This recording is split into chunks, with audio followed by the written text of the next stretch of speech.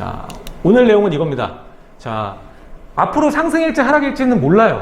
지금 다주택자 중과 완화가 나왔긴 한데 지금 예상하는 거는 이 초상급지, 서초, 강남 외에는 어느 정도 조정받을 거다. 거기에서 서초, 강남, 용산이 들어가요. 이 세 개의 지역을 빼고서는 어느 정도 조정 가능성이 있다고 봅니다. 그리고 중저가 단지는 많이 좀 몰릴 거예요.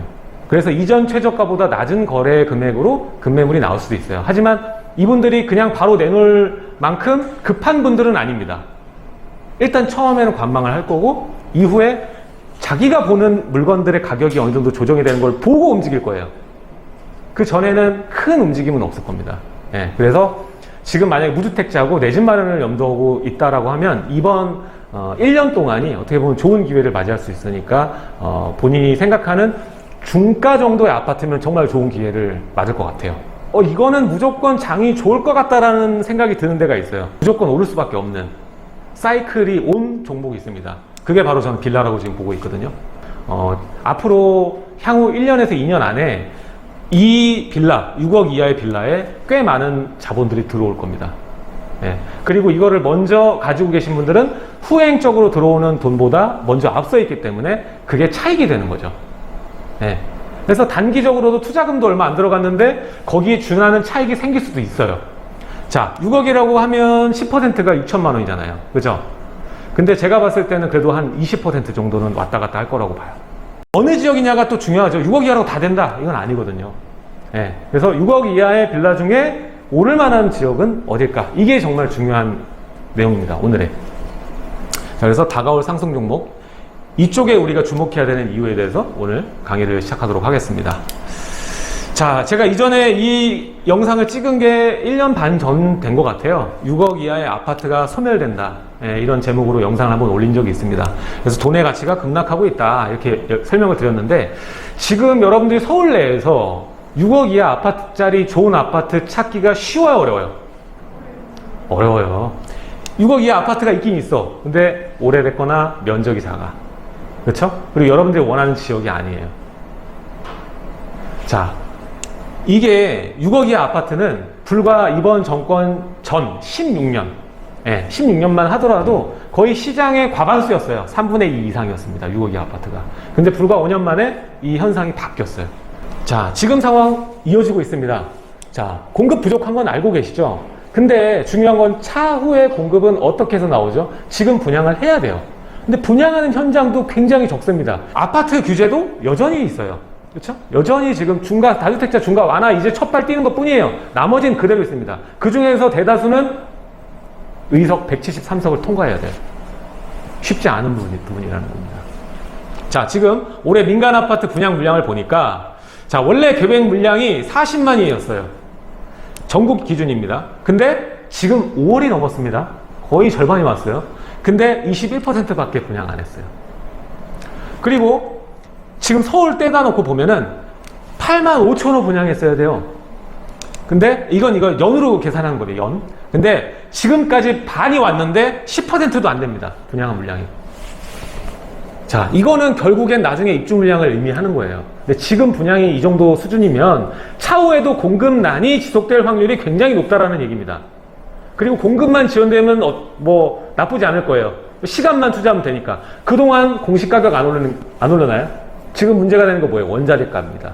아까 말했죠. 사람 구하기 저도 어려워요, 지금. 자, 그래서 분양가 상한제 때문에 이득이 감소돼서 안 지어. 그리고 원자재 값 올랐기 때문에 이 분양가 상한제 맞출 수 있어요, 없어요? 어려워요. 그러니까 더 못 짓게 되는 것이고 이거를 미루는 방법밖에 없는 거예요. 밀어서 어차피 땅값은 오르잖아요. 네. 그러니까 결국 생산자가 피해를 볼 거냐 소비자가 피해를 볼 거냐 해서 누가 볼 것 같아요? 결국 소비자한테 가는 거예요. 그래서 이들이 밀어도 이 사람들이 큰 손해 볼 것 같지만 결국에 제일 손해 보는 거는 무주택자들이다. 분양을 기다리는 사람들이다. 바로 우리들이라는 얘기입니다. 자, 그래서 얘네들은 지금 심산이 뭐냐? 규제가 좀 완화된 다음에 분양 계획을 갖고 있다. 결국에는 수익성이 올라가는 거죠. 근데 지금 상황에서는 규제가 여전하기 때문에 부족한 공급은 이렇게 이어질 수밖에 없다. 이게 몇 개월이든 년이든 계속 늘어질 수밖에 없는 구조에 있는 거예요. 안 되는 애들은 계속 안 되는 거죠. 얘를 어떻게 해서든 바꿔줘야 될 거 아니에요. 그러지 않고 자연적으로 해결될 수는 없는 거예요. 지금 이 부동산 문제가. 자, 그래서 공급이 줄 수밖에 없다. 일단 첫 번째, 자, 이거는 이제 소비자 측 입장에서 대변을 할 거예요. 대출 규제 작년 9월부터 심각했잖아요. 자, 지금 DSR 여전하고, 그리고 예정대로 7월 달도 1억으로 진행될 것 같아요. 지금으로 봤을 때는. DSR 완화가 아직 얘기가 안 나왔어요. 아마 이번 지방선거 이후에 뭔가 얘기가 나올 수가 있겠죠. 아무튼 지금은 규제 안에 있습니다. 그래서 지금 중도금 대출도 굉장히 난항이에요. 여러분들 지금 분양받은 현장에 있는 분들이 있을 거예요. 근데 나는 분명히 사업자 대출 얘네들이 해준다고 했는데 가계 대출로 잡는다던가, 네? 그리고 대출이 지금 어려우니까 좀 기다려달라거나 이런 문자를 받은 적이 있을 거예요. 두 번째, 이거 소비심리 위축입니다. 자, 금리가 지금 상승세 있죠. 그래서 올라가고 있고, 이번에도 뭐 빅스텝까지 열어두고 있다. 0.25는 거의 확실시되는 분위기예요. 자, 이렇게 되면은 우리가 생각할 때는 그냥 금리가 올라가니까 이제 주택 사면 대출을 우리가 부담해야 되니까 부담이야, 이거로 그칠지 모르겠지만 반대로 사업자 측 측면을 보면은 사업 비용이 증가해요. 이게 놀리는 동안에, 뭐 공사하는 동안에도 여러분들 가계대출 해주면 무이자로 대출하는 경우도 있잖아요. 요즘에 무이자 현장 거의 없지만 무이자로 대출하는 경우에는 그게 다 고스란히 사업 비용이 됩니다. 그렇게 되면은 공급하기가 어려워지는 거예요. 이걸 안고는. 그 땅만 사더라도 땅을 누가 통짜로 돈 주고 사요. 땅 대출을 받고 시작합니다. 레버리지로. 그렇죠? 그래서 사업 비용이 좀 증가할 수밖에 없는 구조고요. 금리 상승세 때문에 공급하기가 어렵다는 거예요. 그리고 원자재 뭐 사업비 상승, 그리고 분양가 상한제 맞물려 있기 때문에 공급은 줄어들 수밖에 없는 상황에 있다. 자, 그리고 여기에 더불어서 원래는 분양권이 틈새 시장이었어요. 아시겠지만 주택수에서 포함이 안 됐었던 시절이 있었고, 그리고 전매가 자유로웠던 시절이 있었고요. 근데 이걸 다 막았잖아요. 그래서 돈들이 일로 안 가요. 이제 분양권 규제 때문에 주택수에 들어가겠고, 전매 제한 바로. 그래서 투자 수요가 유입되기가 어려운 상황인 겁니다. 돈이 일로 안 도는 거예요. 지금 우린 돈이 도는 데를 찾아야 돼요, 투자자들은. 근데 돈이 안 돌고 있는 겁니다. 자, 그리고 지금 우리 소비자들은 분양가가 높다고 고점식하는 분들도 꽤 많아요. 특히 이제 무주택자분들, 이런 분들은 3기 신도시 뭐 4억 5억에 분양해야지, 그래 이 정도 돼야 아파트지, 이렇게 생각해요. 20억? 30억? 뭔 소리야, 말도 안 돼. 뭐 사람 사는 집에 무슨 20억 30억이야, 바보들이나 사는 거지, 이렇게 생각해요. 그러나 이렇게 지금 상황인 거지. 공급이 줄 수밖에 없는 상황이지만 지금까지 여러분들이 분양받은 분들은 돈을 번 겁니다. 지금 뭐라도 사놓으신 분들은 돈을 번 거예요. 그리고 이게 반영이 되지 않은 시장이 있어요. 그게 바로 오늘 얘기할 초기 재개발과 초기 재건축이에요. 이게 미처 반영되지 않았다. 아직은. 아파트들은 반영이 됐지만. 네. 자, 지금 그래서 공급 활성화 방안이 3대 완화책이에요. 일단은 아파트 공급을 막고 있는 거는 안전진단, 그리고 초과이익 환수, 분양가 상한제, 이 세 개인데요. 자, 그 중에 이제 안전진단 완화가 말이 많아. 왜 1기 신도시는 특별법 제정한다고 말하더니 이번에 이거를 미뤘죠. 1년 뒤로. 23년에 얘기하겠다라고 미뤘어요. 다시 또 뭐 여론 나오면 당장 하겠다고 발표할 수도 있겠지만 지금은 최신 기사는 미뤘습니다. 그래서 안전진단 완화 미뤄졌고요. 초과이익 환수는 아마 이 셋 중에 가장 늦게 완화될 겁니다. 예, 완화가 안 될 수도 있어요. 어쨌든 초과이익 폭, 그러니까 환수되는 폭을 좀 줄이는 방향으로 갈 건 분명하나 이게 언제 될지는 모른다. 그리고 한 푼이라도 초과이익이 환수되면 재건축 투자하신 분들이나 이미 조합원들은 싫어할 수밖에 없다. 네, 그렇게 보시면 됩니다. 이게 발목을 잡고 있는 거라고, 지금 재건축 시장의 대부분의 발목 잡는 건 이거예요. 초과이익 환수제. 네, 이게 솔직히 1,000만 원, 2,000만 원이 될 수는 없잖아요. 무조건 억 단위거든요. 초과이익 환수 되는 금액이. 여러분들 돈이라고 생각했을 때 1억만 환수돼도 거품 물어요. 나는 1억 정도면 되지 뭐 하고 하지 뭐. 나만 그런 거예요. 다른 사람은 아니야. 1억도 안 돼. 그런 분위기에서 재건축이 빨리 진행될까요?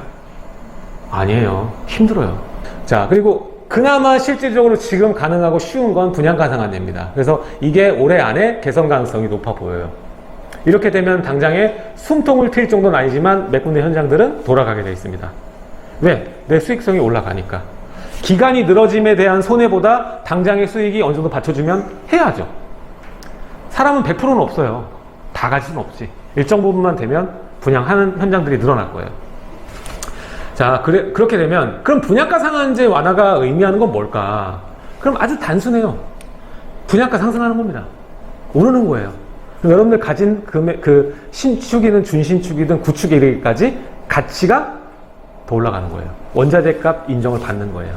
신규로. 자, 그렇게 돼서 현실화가 된다. 그렇게 되면은 결론적으로 땅값은 자연적으로 오를 것이고요. 두 번째로 기본형 건축비, 아까 말씀드렸죠. 기본형 건축비는 인상이 된다. 이 두 가지가 오르기 때문에 아파트의 객단가 자체가 한 단계 위로 더 뛰어오르는 겁니다. 자, 그렇다면 집값 안정화를 해야 되는 상황에 공급은 당연히 필연적인 걸 우리가 지금 봤어요. 그리고 공급 안정화하기 위해서 완화책이 뭐가 나올지도 우리가 예상해 봤어요. 자, 그러면 여기서 분명히 정책이 나오면 작용이 있고 부작용이 있어요. 우리는 이때까지는 거꾸로 했잖아요. 틈새 시장을 노렸잖아요. 이번에도 틈새 시장들이 나오게 됩니다. 공급 활성화 해야 되잖아요.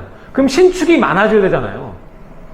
그러면은 결국에는 집값 안정화를 한다는 얘기는 규제 완화를 하는 것이고, 규제를 완화하면서 추가로 택지를 공급해야 되는 거예요. 근데 서울은 택지 공급이 되나요? 안 되잖아요. 결국 서울은 초기 재건축, 초기 재개발이다. 이게 이 역할을 하는 거예요. 추가 택지 공급 역할. 네. 자, 그래서 수도권 내 공급은 재건축과 재개발밖에 없고요. 그렇다면 이 상황에서 투자자는 어떤 생각을 해야 되느냐? 비교적 내 돈을 적게 들일 수 있는 투자처 찾아야죠. 그리고 이미 많이 오른 현장보다는 부가뉴타운이고 뭐고 프리미엄 8억 10억 주고 사는 거, 그것도 할 수 있어요. 돈 있으면 하셔도 돼요. 하지만 투자자라면 프리미엄이 적은 현장 선점하는 게 가장 큰 돈이 될 겁니다. 자, 부가뉴타운 사는 것보다 초기 재개발 잘 잡는 게 수익률이 훨씬 클 수밖에 없어요. 지금 구조가. 앞으로 이 많은 추가 택지 공급이 서울 내에 있어야 되기 때문에 새로운 현장들이 많이 나올 수밖에 없어요. 제가 항상 강조드리고 있습니다. 네. 과거에 우리가 예를 들면 정비 사업 현장들이 굉장히 많았어요. 근데 지금은 손에 꼽습니다. 유명한 현장은. 근데 이게 여러분들이 생각하는 거 이상으로 많아질 거예요. 자, 빌라가 지금 서울의 공급 택지다. 아까 공급 택지 추가 공급 필요하다고 했죠? 서울은 택지가 빌라라는 거예요. 자, 과거 상승기 완화 정책, 예전에 사실 그때 당시에 많이 올라가지고 한 건 아니에요. 이명박이 서울시장일 때 뉴타운 정책이 그러니까 꽃을 피웁니다. 자, 이명박이 2000년 취임하고 세 곳이 시범 뉴타운이 지정되고, 1차 뉴타운 은평, 기름, 망신리 시범지역, 그 다음 2차 한남, 아현, 영등포, 노량진, 이하 여러분들 좋아하는 지역들, 그죠? 그리고 3차로 여러분 좋아하는 흑석, 신길 하면서 이렇게 발표가 됐어요. 어마어마하죠? 이게 몇 년 안에 다 발표된 거예요. 그때는 계속 재개발이야 그냥. 네? 발표가 됐어요. 그러긴 현상이 또 벌어질 수 있다는 거예요. 지금 이때는 뭐예요? 이명박 시기에는 공급이, 그러니까 과거 상승기를 완화하려는 정책보다는 강남에 다 몰려있으니까 이거를 좀 완화해 주려고 위로 펼친 거고, 특히 은평 같은 경우에는 거의 신도시급으로 지정을 했어요. 넓게. 자, 어쨌든 결론적으로 뭐냐면, 만약에 이때 이걸 안 했으면 지금은 여러분들 더 가격 왜곡 심했을 거예요. 이나마 지금 진행이 됐으니까 이런 거예요, 서울이. 근데 이 이후에도 추가적으로 계속 진행이 됐어야 되는데 아직까지 진행이 미비된 지역들도 꽤 눈에 보입니다. 근데 앞으로 이 지역들이 지금 프리미엄이 높은 지역들인데 진행이 될 거고, 신규로 이런 지역들이 나오게 될 거예요. 특히 이 지역 중에서 해제 지역들은 여러분들이 꺼진 불도 다시 볼 필요가 있어요. 해제된 데가 주민 동의에 대한 열의는 그 어느 곳보다 커요. 왜? 투자자들 진입이 많았기 때문에. 투자자들이 재개발을 으쌰으쌰 하는 거지, 원래 있던 토박이들이 으쌰으쌰 안 합니다. 아직도 그 얘기를 해요. 1억 미만 찾고 계세요. 왜? 취득세 중과 때문에. 왜? 법인으로 하려면은 이거로 하면 20% 추가 20%에서 40%만 내면 되니까. 그런 생각을 해요. 근데 저는 어느샌가부터 1억 미만 투자 끝이라고 얘기를 드렸던 이유가 뭐냐면, 자, 이미 이제 20년 720 이후에 이게 떠올랐고, 그 이전에도 19년 예, 19년도부터 이제 4주택자 중과 있을 때부터 1억 미만은 그때부터 인기가 있기 시작했어요. 그때 이미. 예. 근데 이제 우리가 널리 아름아름 했던 거는 710 이후에 좀 불이 붙은 거지. 근데 두 사이클 동안 이미 오를 만큼 올랐어요. 자, 지금 서울에는 아파트가 아니라 공시가 1억 미만 찾으면은 무조건 빌라고 오래된 썩은 빌라를 찾아야 되는데, 그런 빌라 가보면 어떤 현상이 벌어지냐면 투자금은 1억 미만이 아닌 것보다 비싸요. 무조건 얘는 공시가는 1억인데 투자금이 1억 5천이네? 다 이렇게 돼 있어요, 지금. 네. 그래서 오히려 지금 투자금이 더 많이 들어가는 상황. 그리고 공시가는 1억 미만이지만 매매가는 높다. 공시가는 1억 미만인데 매매가가 3억이 넘어요. 네. 그게 여러분들한테 메리트가 있을까요? 여러분들이 살 때는 메리트인데 다음에 여러분들 사줄 사람한테 메리트가 될까요? 공시가 1억 미만인 거 내년이면 풀릴걸요? 어렵다는 얘기예요. 나중에 팔기도 어려울 수도 있어. 자, 지금 우리는 이 타이밍은 끝났습니다. 다음 타이밍은 뭐냐? 아까도 얘기했잖아요. 임대사업자 부활. 이게 지금 다음 파도예요. 임대사업자 혜택이 부활하면 어떻게 될까? 얘는 확 죽어요, 그냥. 얘가 뜨면서 새로운 주인공이 나오면 다른 사람 잊혀지잖아요. 그렇죠? 임대사업자 혜택이 부활하면 가장 큰 타격지, 환금성도 뚝 떨어지는 데가 1억 미만이 될 거예요. 얘네는 서로 공생관계가 아니에요. VS입니다. 얘가 뜨면 얘는 져요. 자, 그래서 소액투자는 이제 임대사업자가 뜨게 됩니다. 그렇게 될 거예요. 자, 그리고 임대사업자 그러면 혜택이 부활하면 종부세 합산배제, 그리고 이미 양도세는 중과가 완화되어 있지만 차후에 뭐 한시적으로 할 수 있으니까 양도세 중과 배제를 기대할 수가 있고요. 그리고 그냥 아무 빌라나 되지 않아요, 임대사업자가. 임대사업자의 등록 기준이 들어가는 주택이 투자자가 많이 붙을 겁니다. 그걸 넘어가면 잘 안 사요. 자, 결국에는 좁아져요. 어떤 걸로 좁아지냐면 6억 이하 금액적인 요건 맞춰야 되고요. 60제곱미터 면적을 맞춰야 됩니다. 이걸 들어가는 빌라나 오피스텔이 인기가 많을 거예요. 지금 오피스텔도 84제곱까지 해주자라고 얘기가 있는데 아직 된 거 아니잖아요. 그럼 결국 투룸짜리 60제곱미터 이하의 그 오피스텔, 이런 것들이 인기가 있을 겁니다. 자, 결국에 이런 요건을 갖춘 투자 가치가 높은 입지, 네임밸류가 좀 높은 입지면 시가 많을 겁니다. 결국에는 이 자리는 인기가 많다 못해 어떤 현상이 벌어지냐면 이 금액 기준이고 면적 기준을 맞춰야 되니까 금액 기준이겠죠. 1.5룸, 원룸 이런 것도 살려고 할 거예요. 지금은 인기가 없지만. 자, 그리고 얘가 또 지금 임사를 이용하는데 메리트가 뭐냐면 취득록세 감면이 있어요. 85% 감면을 받습니다. 최초 보존 등기일 경우에 신축, 분양. 네.